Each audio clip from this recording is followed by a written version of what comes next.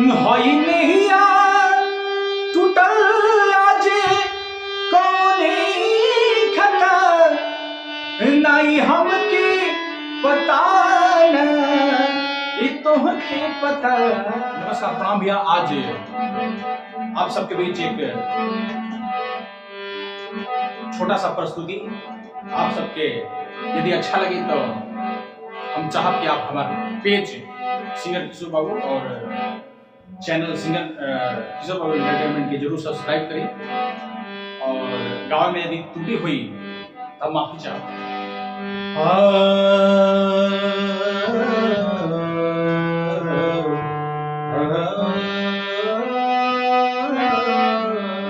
जे हमारे रहल ऊ हमारे ना भइल,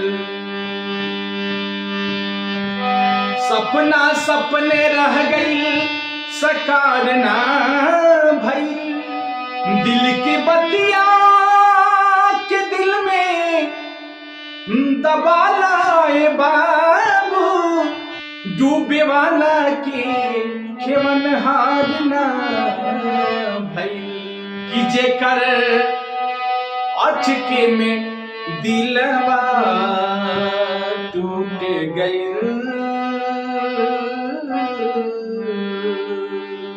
कि जेकरा अचके में दिलवा टूट गई, ओकर जियते जिनिया जहर में बा।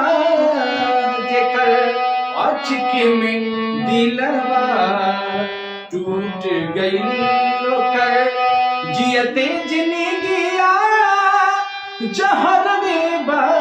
जेकर अचके में दिलवा टूट गई।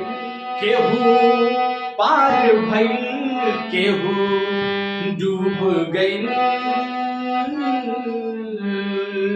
कि केहू पार भइल केहू डूब गई। नइखे मालूम कि के कर कसूर में बा, नइखे मालूम कि के कर कसूर में बा। जेकर अचके में दिलवा टूट गई।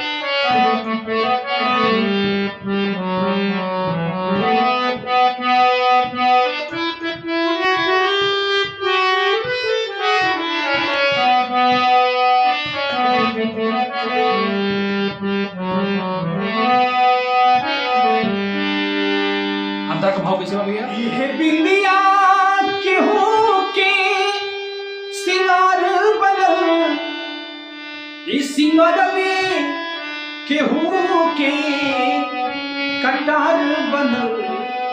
यह बिंदिया केहू के सिंगार बनल, इस सिंगार में केहू के कटार बनल। केहू के दिल के अंगनवा टह टह करे, केहू के दिल के अंगनवा टह टह करे। केहू के सौसे उमेरिया अनहर में बा, केहू के दिल के अंगनवा टह टह करे। केहू के सौसे उमेरिया अनहर में बा। जेकर अचके में दिलवा टूट गई, ओकर जियते जिंदगिया जहर में बा। जेकर अचके में दिलवा टूट गई ओकर जियते जिंदगिया महुर में बाज कर अचके में दिलवा टूट गई।